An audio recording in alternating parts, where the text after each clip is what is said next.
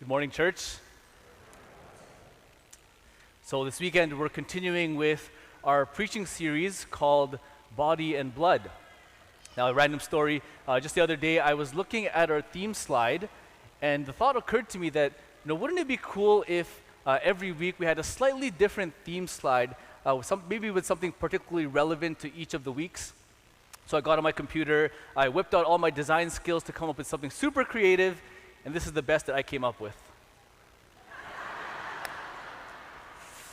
So clearly graphic design is not my forte, it's not my strength. And I think we can all agree that looks a little bit creepy. So I think we're going ahead and settle for Father Simon for the rest of the series. Okay, so we're in this series, right? And we're spending several weeks digging into the mystery of the Eucharist, the source and summit of our faith as Catholics. Right, the real presence of Jesus that is in the consecrated host and the chalice that we receive at Mass. And in these weeks, we want to come to understand what the Eucharist truly means for us as disciples. And in particular, each week we've been focusing on a different action that God does for us in the Eucharist. So in the first week, we saw that in the Eucharist, God provides. We see his provision in the famine. We see the multiplication of the loaves. And then last week we saw that in the Eucharist, God satisfies. Jesus says that whoever comes to him, the bread of life, their hunger and their thirst will be completely filled. And in this week, what we see is that God intervenes. God breaks into our lives, into our crises, our struggles, our difficulties, and maybe not in the way that we expect, but he's a God that intervenes. And this is precisely what we see in our first reading with the story of the prophet Elijah. So Elijah is in this big-time crisis. He was just involved with the death of a whole bunch of pagan prophets, and now he's being hunted by his enemies. There's a bounty on Elijah's head. He's a wanted man. And afraid for his life, he goes and flees to the wilderness, a place that he can hide, this place of chaos and danger and darkness and instability. And in desperation, it's the only place he feels he can go. His surroundings reflect the inner turmoil that Elijah is currently facing. And out of fear, and perhaps even out of a feeling that he's failed as a prophet of God, he calls out to God. But not for help or assistance, he calls out to God to end his life. To end his life right then and there. He says, in his crisis, he said, God, just let me die. And he's ready to give up. And God hears Elijah's prayer. And God does in fact respond, but not in the way that Elijah expects or has asked for. You see, God doesn't end Elijah's life. Instead, while Elijah has fallen asleep, God sends an angel to wake him up and to give him miraculous food to eat right in that moment, right in the wilderness that he finds himself in. Not exactly the response that Elijah was asking for. And in the wilderness, not exactly the place where God is expected to show up. But as he consumes it, this miraculous food brought in by God is able to sustain Elijah in his crisis. And not just sustain him, it's able to get him through it.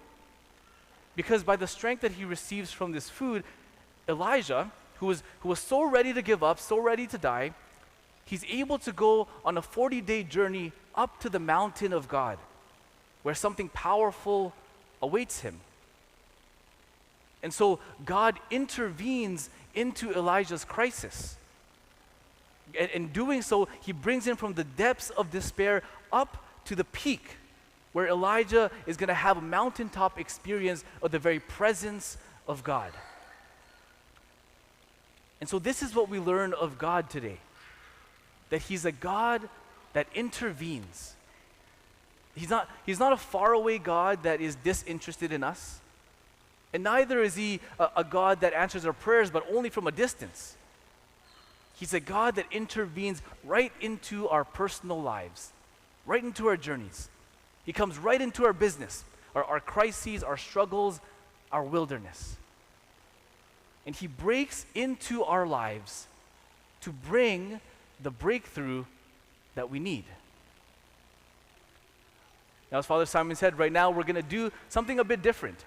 I'm going to invite up our seminarian, Manis, who's going to share with us his personal story of how God powerfully intervened in his life.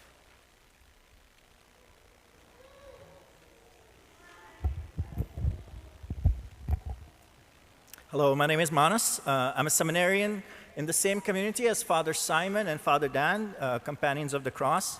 And I'm finishing my 6th year with the Companions, so I've been in the seminary for a while.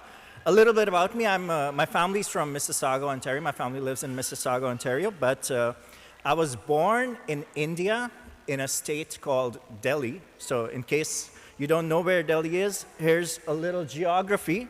So Delhi is in the northern part of India, and it has less than 0.5% of Christian population. So less than 0.5% of Delhi population is Christian. Most of the Christians you meet are in fact from South India. And just another interesting note about Delhi, it's about 1/4 of the size of HRM, which is about 1/4 of Halifax, but it has as much population as all of Canada. So imagine all of Canada being fit into 1/4 of Halifax. So there's a lot of people there. You know? And I'm a little confused when people complain about Halifax traffic or even Toronto traffic for that matter. Yeah. So like most people in Delhi, I was actually born in a Hindu family. So I was born in a Hindu family and grew up just, with regular religious practices, going to the temple. And I was really close to my grandfather growing up, and my grandparents used to live in the same house as us. So I used to do all these religious practices with my grandfather, going to temple with him, praying with him. But he passed away, sadly, when I was 7 years old. So after he passed away, I kind of drifted away from any kind of religion or faith that I had, and I grew up mostly an agnostic. I didn't think of God. God was nowhere in the picture as I was growing up, going through my schooling. So I finished my high school and did a couple of years of further studies in India, and then eventually I moved to Canada. Now, when I moved to Canada, I started studying engineering at York University in Toronto. And while I was studying engineering, I had all these plans for my life, right? I had all these amazing plans. I'm going to finish engineering, get a high-paying job, get married, and live happily ever after, right? But whenever I thought of that, there was something about it. I was like, I can imagine this, but there's something missing. There has to be something more to life. Even imagining all of that, what I did, I felt that I wouldn't be satisfied. I was lacking something. And I think the word which came to me at that time was purpose. What I was looking for was my purpose in life. What is my purpose in life? And whatever things I could have imagined, I didn't find my purpose in them. So I set out on this journey to look for my purpose. And by that time in my spiritual life, I had kind of, I would have associated with being an atheist. And as soon as I set on this journey of finding my purpose, I knew I had to abandon my atheism because I knew there was no purpose going to be found in atheism and my life was going to be meaningless. So I abandoned atheism and I started looking into different philosophies and religions. Years go by, 3-4 years, and I'm looking into Islam, Buddhism, Judaism. But during this period of time, a couple things happened. One, I was volunteering at this science camp for kids, and I ran into a Christian. And this Christian, he used to share his views with me. He used to share the gospel with me. And honestly, at that point, I thought, this guy's just delusional. Sure, you believe that. Keep your thoughts to yourself. So I didn't believe what he was saying, but there was something about him. In our interactions and in his interactions with others, that something came out. The way I phrased it was, he has it, and I want it. I don't know what it is, but he has it figured out, and I want it. Second thing which happened was, in the summer of 2012, I came across this book called Screw Tape Letters by an Anglican author called C.S. Lewis. And this is a Christian book. And after reading the book, I remember thinking, this book told me more about myself than I had ever known before. So these couple things piqued my interest in Christianity. So what I did then was I started reading the Gospels. And I fell in love with Jesus. Now, I didn't even necessarily believe that Jesus was real, that he existed 2,000 years ago. I definitely didn't believe that he was God. But I did believe that Jesus was perfect. So I fell in love with this figure, and I believed that he was perfect. Until one day in January of 2013, I had this dream. So in this dream, I was kneeling in a Catholic church. I was kneeling right about here, and I had never been to a Catholic church. That was the interesting part. And I remember there was the altar, and there was a bunch of gold things on the altar in this dream. And the weird part was that I was consuming or eating all these gold things. And I vividly remember the feeling that I had. I kept eating those gold things, and I was being more and more satisfied. But at the same time, I was desiring them more and more.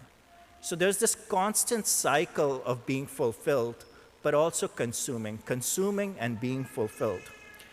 I remember waking up at exactly 5 a.m., and I believed that Jesus was God.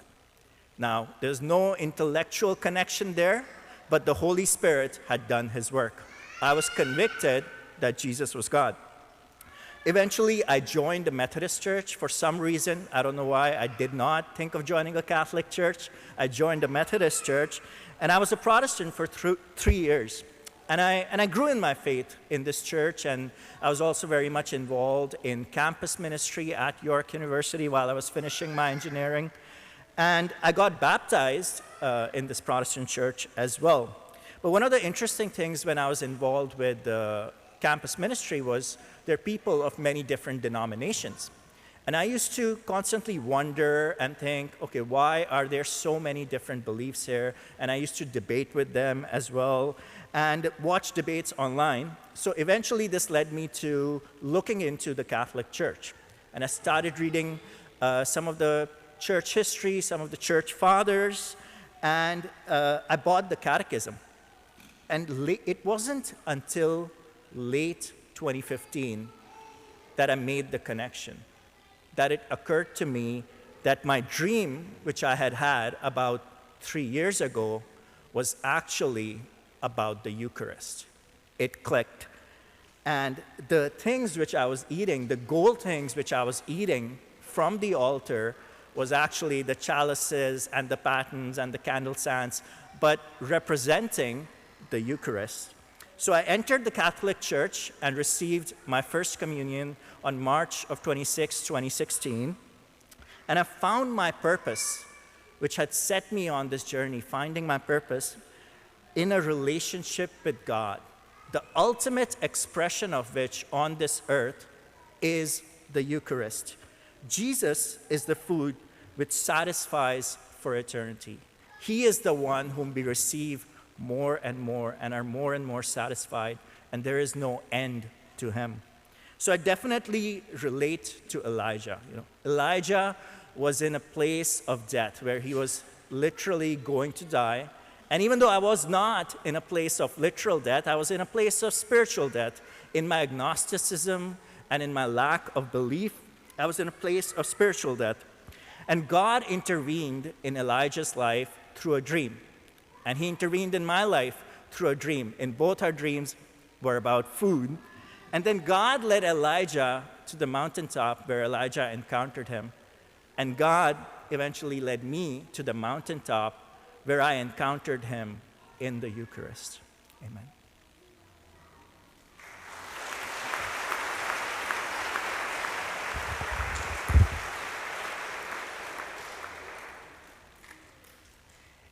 In Elijah's crisis and in Manas' story, what we witness is a God that intervenes, a God that breaks into our lives in order to bring the breakthrough that we need.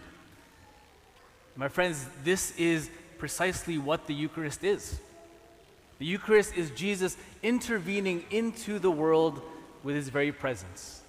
At every Mass, on every altar, Jesus coming into the world that desperately needs his presence.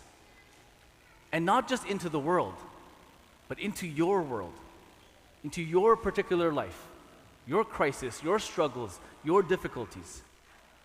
Jesus gives his very self as flesh, as food for us to eat. And this food is more perfect than the food that was given to Elijah in his crisis, because this food is not just bread given by God, but it is God himself. It is Jesus who has made himself the bread of life to give us life. And he says that whoever eats this bread, this food, will not die, but will live forever. And why is that? Because every time that we receive Jesus in the most holy Eucharist, we're allowing him to intervene into our lives, especially our struggles. We're allowing his real presence, truly Jesus, to enter into our world, to strengthen and sustain and to transform us in a very unique and powerful way that only the Eucharist can do. One of the greatest saints of our modern time, Saint Faustina, she said this about the Eucharist. She said, "Holy Communion assures me that I will win the victory." And so it is. The Eucharist gives me all the strength I need to carry on my mission and the courage to do whatever the Lord asks of me. The courage and strength that are in me are not of me, but of him who lives in me. It is the Eucharist. That is what the Eucharist is for us. It's Jesus breaking into our lives, strengthening us with his presence to bring the breakthrough that we need, whatever that may be for you. And so shortly in this Mass, after the specific prayers of consecration that Father Simon will pray, we will be in the real presence of Jesus, intervening into the world right on that altar, and waiting to break into each of our individual lives. And coming with all our heaviness and brokenness and hardship and worries, each of us will have an opportunity to say yes to Jesus, to invite him, to let him break into all that you are carrying with you today. And in that moment, as you slowly approach the altar, tell him very simply, "Yes, Jesus, come in. Yes, Jesus, come in."